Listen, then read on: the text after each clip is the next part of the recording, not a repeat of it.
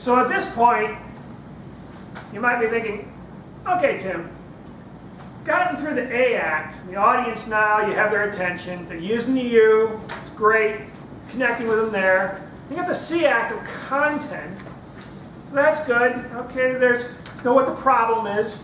What's the problem? They know what the problem is. You're growing the conflict. Then comes the T act of technique, answering, how do I do that? How do I solve the problem? You think you're done. You're done. I've laid it out. After all, I've laid out the whole thing, got their attention, know what the problem is, have the technique, solve it, that's it. And most speakers do stop there. They absolutely stop there. They think, well, you now know what to do. You know what the problem is. You know how to solve the problem. Why should you even bother going on any further? But there's one question, one remaining question in your mind that happens actually when you're a little kid. Before I get to that, just take a look at your sheet right now underneath the S act. Write down the word selling. Selling. S-E-L-L-I-N-G. The S act is selling. All right, getting back to that question. There's one question you had as a kid. Anybody gave you a solution. When you were 2 years old, 3-year-old, one question over and over again. They'd tell you what to do. You'd ask this question.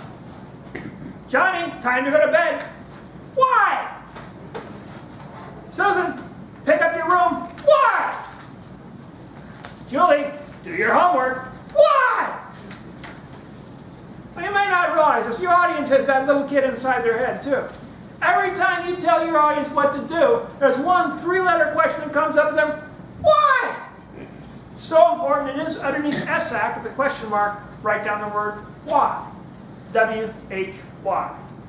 Because that's what your entire audience is wondering. Why should I do that? Now the problem is if you don't answer that question why, the audience is thinking, okay, I get it. I get it. I know exactly what you want me to do. You got my attention. I understand the problem. But I'm not going to do it. I know it worked for you. I know everything seems great in your world. But my world is different. It's not going to work for me. I'm not going to do it. Your audience still has that little kid inside. You have to directly reach out and tell them, it's all right. Here's why you should do it. It's actually things are going to be better.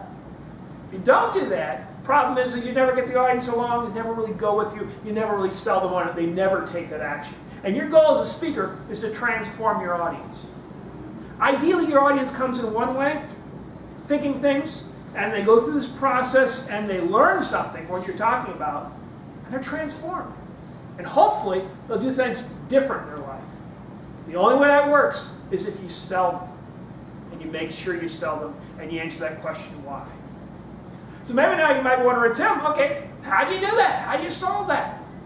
Or something you can do. Actually, Ken does it a lot. And it's simply use the technique of bad if you don't, good if you do. And that's so important. Underneath that dot, underneath the word why, write down bad if you don't, good if you do. Because one of the most effective ways to get anybody to change their mind and change what they're doing is explain to them how it's bad what they're doing right now. You convince your audience that there's a problem with what they're doing right now. They're thinking, okay, well, all right, what should I do instead? And they're much more open to doing what you're talking about. For example, in selling. If you go up there and you talk about selling, if you don't sell to your audience and they don't take that action, that means you as a speaker have basically failed.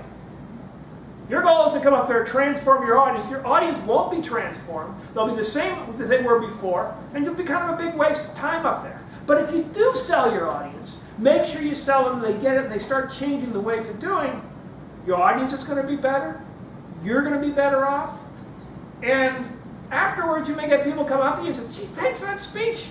It was great. I've started using that idea. I've started using those 4 things you talked about there. It's really helping me get rid of my type A personality. I feel so much better. You're going to have people come up to you and they say, that's really useful. I understand. I'm talking to my dad. I'm talking to my parents and connecting in a way I never did before. I'm really glad you gave me that information. That'll only happen if you transform them, if you sell them. So if your first reaction to selling is a waste of time, no point in doing it, you're right. If you do it at the very beginning, it's no good. But if you go through and you get their audience attention, you got the content, you got the technique, and you sell them at the end, Then, all of a sudden, the audience is with you, they're along with you, everything all comes together, you completed the 4 acts, and afterwards, you're going to be people glad that you helped them out. And you're going to transform people's lives for the better.